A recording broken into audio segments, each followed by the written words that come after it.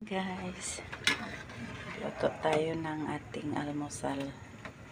Yan o. Luto tayo ng bola-bola soup. So, tanghon po yan nilagay ko.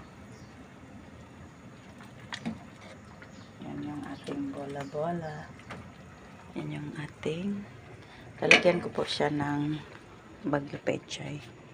Ayan yung ating bola-bola with sotanghon soup.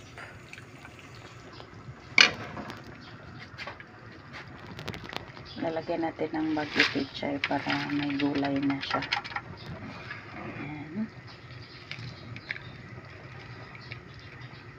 Para mayroon siyang gulay.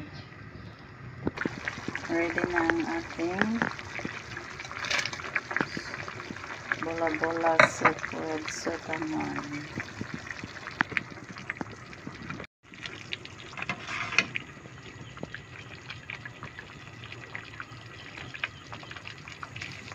Morning! Yan, kain po tayo guys. Ito yung ating pagkain ngayong umaga.